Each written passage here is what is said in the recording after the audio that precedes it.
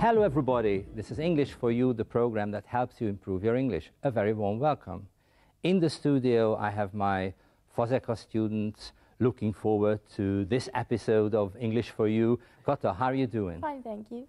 Szabolcs, how's it hanging? I'm fine as always, thank you. Victor, what's happening? I'm great, thanks. Victoria, how are you doing? Fine, thanks. Great, brilliant. Today's special guest is Mr. Michalski from the United States. Thank you for joining us. Well, thank you. And he's been here in Hungary for a couple of weeks, and he's going to spend another couple of weeks here in Hungary and in our school at Fazekas. Mike, would you please look at the projector, and with the help of these words, would you tell my students why you are here in Hungary? Okay. SIT stands for School for International Training, and this is my internship. The school is based in Brattleboro, Vermont, and it's for a bachelor's program. I'm there starting in September through December. Then in the middle of it, all the students are sent to another country. I will be here in Budapest until the end of February, basically learning how to teach. So this is the internship? Yes, that's called the internship. You observe classes and you are going to teach classes? We observe and teach. Okay, the whole purpose of the program is to make me a better teacher. Right, so I have a fellow teacher here whose name is again Mr. Mike Michalski. Michalski? Now the name looks and sounds Polish, but if I look at you, Mike, maybe the ancestors Polish that would be my last guess. So what about your ancestors? Would you like to talk about it? Well, the name Mike Michalski, Michal Michalski, is Polish. But as Victor said, look at me and my accent, a little different. Okay. My father was Polish, Russian. My mother is Spanish, Indian. The quintessential American here in the studio, right? Am I right, Mike? Yes. Because we have somebody here who is one part Native American, another part is the Polish and Russian ancestry. It's really, really interesting. Now, in the United States, there are more than 300 official tribes, Indian tribes. I wonder if you could say the name or the names of 2 or 3 Indian tribes, and if it's not a problem if you say them in Hungarian. Think of Karl May and Winnetou. Think of James Fenimore Cooper. Could you come up with 2 or 3 tribes? If you can, would you please put up your hand? Good. Kata, please. Apache and Iroquois. 2. Good. Dakota. Good. Right. Excellent. What I suggest that we change places. You come here, and this is the map of the United States and how the Indians got their food by fishing, farming, hunting, gathering. And this is the deal. I'm going to say a couple of names in Hungarian. I want you to say them in English and show them on the map. So could you just come here, Sure. please? And the first is Iroquois. Can you say it in English? That would be the Iroquois. Say it again. Iroquois. Would you show it on the map, please? And Iroquois, basically here. Cherokee. The Cherokee would be, and seeing it on the map in this area here, what would be known as Oklahoma, North Texas. Sioux. The Sioux. Uh-huh. Close. Up in the northern United States, the northern Central Plains. Navajo. The Navajo is, now you're coming to where I live, okay, which would be the southwest area of the United States. How about another one? Pueblo. The Pueblo, that's an all-encompassing name for any number of tribes. The Pueblos are predominantly in New Mexico and Arizona. Right. And the last one is Apache. Apache, that's my tribe, the Apache. Would you say it again? Apache. So you are an Apache? Yes. Right. Thank you very much. Would you come back to your place, and would you please sit down? And we have this word here, census. The official counting of a country's total population. And I checked the 1990 census in the United States, and I found this. And it's going to come up on the projector pretty soon. So approximately 20 million people have some Indian blood. 8 million give their ancestry as an American Indian, and approximately 2 million are considered to be Indian tribal members, right? Do you think that the Apaches would accept you? Oh, yes.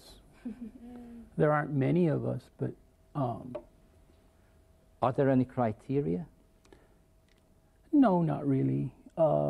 Many of the tribes now, basically, it means a lot more to be Indian in America now. Okay, but there's so few of the Apache that we just know who we are, and we basically live like anyone else in the United States. Can you come up with can you come up with a couple of Indian words? The Indian words that you would be associated with or would know would be, think of Chicago. That's garlic field. Texas is an Indian word for friend. Think of many of the states, Massachusetts, Connecticut, Delaware. All those places derive their name from essentially the Indian language that they were in that area. Thank you very much. Now, we're going to have this picture here. And as you can see, this was a film, and I can see that 7 Academy Awards. And I think the star of this film was Kevin Costner. Can you come up with the title of the film? Victor? Dancing with the Wolves. Dances with Wolves. Dances with Wolves. Okay, fine.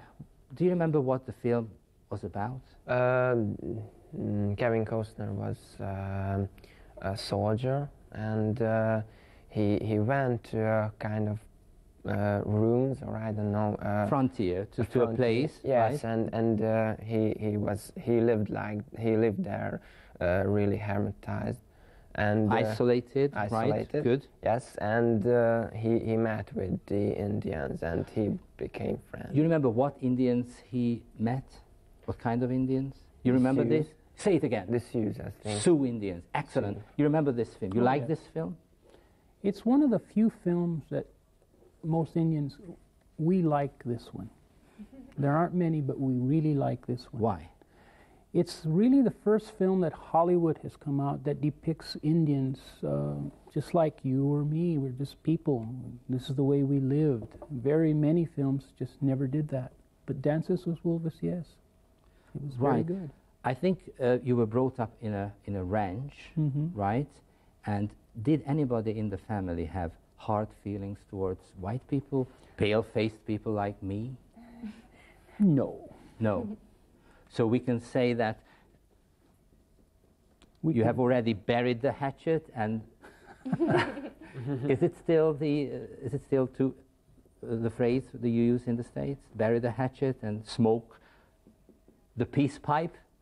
Oh, I laugh at that because, Victor, it's I would never use it, but everyone here knows the term. So yeah, we've buried the hatchet and we've smoked the peace pipe. And he says, "You." Right.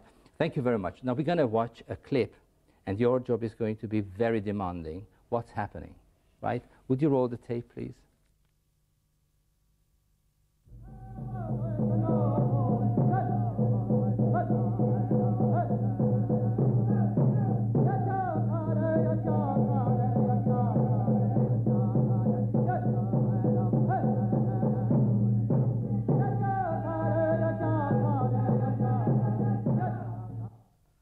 Right. Kata. Well, these people are Indians, and they might be preparing for a fight with dancing. Right. Szabolcs? Yes, I think they are folk dancers, and it must have a spiritual aim or goal of It's a this sort dance. of get together. Do you know the name for this? For this dance, I Uh-huh. don't know. Can you help me? That would be called a powwow. This is it. Have you ever been in a powwow? Myself, no. No, but you watched a couple of powwows, I believe. Yes, it's a lot of these are traditional ceremonial dances, much like you'd have Hungarian folk. That's our version. We're going to have the map of the Southwest. And Mike is from New Mexico. And New Mexico has a nickname. Would you say it, Mike? We've known that as the land of enchantment, or as the Indian term for it would be the land of the long silence. But this is the official name that New Mexico has given itself, the land of enchantment. Enchantment is delight caused by magic powers. It's like a kind of spell. Why is it called the land of enchantment? I think because when you first travel there, the land would be so different for you, so large. It's really so beautiful. You become enchanted with it. You never forget it. Right. Mike told me that he knows New Mexico as the back of his hand, right? Yes. Now we're going to check on this because I'm going to show you 4 photographs. Your task is going to be to choose the one you like best. And I would like you, Mike, to comment on these, what we see, where we are exactly in New Mexico, which is a huge state. It's over 300,000 square kilometers, and Hungary is 94. So 3 times as big as Hungary. We're talking about a state like that. So this is the first picture. What can we see here, Mike? That's a picture of White Sands, which would be in the southern part of the state. And what you're seeing there is literally sand, gypsum. And is it kind of desert? Well, basically, when you go there, that's all you see. It's just sand, sand dune after sand dune, extending about 20 miles. Wonderful. Now, the next picture was taken by my nephew, Alex, and he took it in New Mexico a couple of years ago. What can we see here? That would be known as a pueblo, and that particular picture is Taos Pueblo in the northern part of the state. Built by the Indians? Yes. And what's the material? That is traditional building material. It's called adobe, and all it is a brick of mud and straw formed into a brick and stacked one after another. Good. The next one, here we go. What can we see here? That is a stand of aspen. In the summer, it's green, but once autumn comes, the entire mountainside turns that yellow-reddish color. And aspen is a tree? Yes. Right. And comes the last picture, which really surprised me. New Mexico. Are we in New Mexico? You swear we are in New Mexico? Yeah, that's straight New up? Mexico. New Mexico, of the 7 life zones that you have in the world, New Mexico has 6 of them. The highest mountain is Wheeler Peak, which is about 13,000 feet, but I think the way you would associate it is 4 of the major resorts in the United States for skiing. New Mexico. Right. Which one did you like best? Koto. The second one. Which was the Pueblo? Yes, I like the colors. You got the colors, Szabolcs? I didn't see the last one. I'm going to ski camping Friday. Really. Right. Victor, please. I'm with Szabolcs. I like skiing, so it's great. Victoria? I like the Aspen stand. Mike, I'm going to sing you a song. And with this song, I would like to evoke childhood memories from you, okay? And guys, if you know the chorus, would you please join in? And you too, Mike, okay? Oh, give me a home where the buffalo roam, where the deer and the antelope play, where seldom is heard a discouraging word, and the skies are not cloudy all day. Home, home on the range, where the deer and the antelope play, where seldom is heard a discouraging word, and the skies are not cloudy all day. Oh, give me a land where the bright diamond sand flows leisurely down to the stream. I love the red rocks and the antelope flocks that still graze on the mountain top green. Home, home on the range, where the deer and the antelope play, where seldom is heard a discouraging word, and the skies are not cloudy all day. Thank you, guys. So, childhood memories. You spent your first 12 years on a ranch, which is a huge farm. Can you come up with a typical day in 2 minutes, say? Oh, well, it's not a farm. It's a farm is where you grow some kind of vegetables, agriculture. A ranch, only one thing is grown there, and that's beef. It's called livestock. But growing up in New Mexico, he was tending the cattle, taking care of the horses. Ranch life, it's really a lifestyle that hardly exists anymore for so many people because the West, New Mexico, has changed. But my earliest memories, in fact, I think the first family picture I have of myself is being put on a horse. Okay, we were associated that much with horses and cattle. It was the mainstay of how we lived. Also on the ranch, there was so much timber. Kind of wood, right? It's a wood, and it's called ponderosa pine. Okay, where I grew up, there's a little village. It's got a Spanish name. It's called San Jerónimo. And the closest town to that would have been about 12 miles away, which is Las Vegas.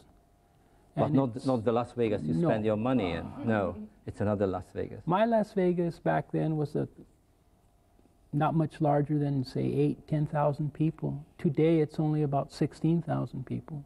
Oh. Mike, we have 4 words here. Bust the horse, rope the cattle, tend the cattle, and groom the horse. Mm-hmm. Have you ever busted a horse? No. What does that mean? Bust the horse is essentially you get the horse ready to accept a rider. Right? To break the horse, to bust the horse. Rope the cattle, have you ever done that? Quite a bit. What does that mean? When you rope the cattle, essentially you have to herd them to one place, either into a corral or into another section of the ranch. And quite frankly, they don't want to be moved many times. So it's the horse's job and yours to move them. And many of them, you have to essentially throw a rope around their neck and bring them over. What about tending the cattle? Tending the cattle may just seem to be standing out there grazing, but they have to be fed. They have to be brought to water. It's winter. They have to be herded into corrals so you can better take care of them. And the last one is groom the horse. Groom the horse is essentially, horses take a lot of care, but after you ride them for a long while, you essentially brush them down, clean them. Thank you very much. Now we're going to have a still picture, and we're going to see a man wearing a Stetson hat. And Viktor, you are this man. You are the husband. Okay. And the woman is Victoria, right? And you are watching a sporting event. And the situation is this. You are very enthusiastic about this, Viktor, and you would like to stay. Victoria, you are outraged, and you want to leave. So after this clip, I would like you, Victoria, to start with, I've had enough of this. Okay? Would you roll the tape, please?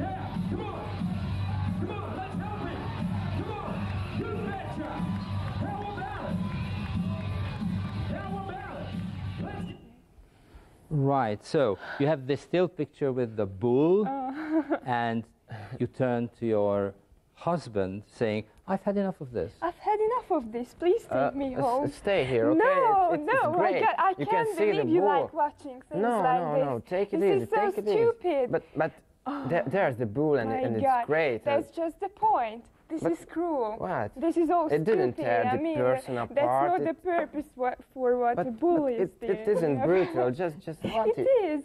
It's not Please, brutal. please It's be stupid. cool, okay? Thank you very much. Great. Before you hit each other, let's cut it out. Excellent. Thank you very much. Now we're going to have this still picture, and I can see the horse wanting to spill the jockey. Well, Is it really cruel? oh no. First of all, the horse there, he's never been broken. He's never really accepted anyone, so he's naturally going to want to bronc off the rider. Would you say this again? Bronc off the rider. Bronc. Off the rider. That's called bronco busting right there. And that's why that's a typical rodeo scene. Okay, So what we've been seeing, what we've been watching is a rodeo. a rodeo. And I've heard that they put something under the saddle to make the horse wild. Even Is- though the horse has never been broken and why he wants to bronc off that rider, they can do a number of things. Right under the saddle, they can put a little piece of irritating metal, which doesn't harm the horse. And then at the very back there, there's something called a cinch. Normally on a horse, it's more forward, but there it's more back, and it's irritating to the horse, so he naturally wants to do it. And then here, the bit, what's in the mouth, it can be made so it's irritating. So when you get a rodeo, that horse normally doesn't want that cinch and that bit in there, so he wants to get rid of the rider. Right, so it's just that. harmless. All right, harmless. Good. Now it's going to be easy listening for you guys. All you have to come up with, all you have to understand is a number. And the question is, how much is a horse in the United States? Would you roll the tape, please? 6 million each, 7 million foreign. Oh, he's a dandy. 6 million each, 7 foreign, sir. That's 7 billion. But it gets wanted. That's 6 million each. But it gets 7 billion. But it gets 7 fire. But it gets 7 fire. But it gets 7 fire. But it gets how about 9 then? 6 million each. But it gets not at about 19. But it gets here. How is he done? Let him talk about it. 6 million 8 9. 6 million 8. 6 million 9. One more time, gentlemen. 8 and 9. 6 million 800 900. Here we go. 6 million 8. 6 million 900 time. Thank you both. EC, 6,800,000. Thank you, gentlemen. Right, so was it easy to catch the number, Savoy? Not really. I think there was 6 million, 9, 8, 7. No, it was 6,800,000 What, forints? dollars. Dollars. Would you say it again? 6,800,000. You're absolutely right. $6,800,000, and it was a horse auction. Yes. And you can see here the still picture. Yes, $6,800,000. Mike, how can that be? Average price for a horse of that Repeat it, nature. would you ever? Average price. These horses are bred for just this reason, horse racing. Horse racing, so $6,800,000. I've got a couple of tools here, and I wonder if you can name them. So this is just one of them. Guys, if you know the name, would you put up your hand? Where do you put it? On your feet. It's a cheat. You have to say it without my help. Okay, how about this? Okay, so this is the way to hold it. Oh, okay. Mike, A stirrup. are you sure? Isn't it the spur? Well, that would be this. I'm sorry, Victor. This would be the spur, and basically, you kick this back into the horse to make it go. Yeah, would you put it on the table, please? Okay. How about this? A horseshoe. Say it again, A Victoria. horseshoe, armkata. What did I say, Victor? Okay. Victoria, what did I say? Victoria. Okay. Kata. So this is a horseshoe.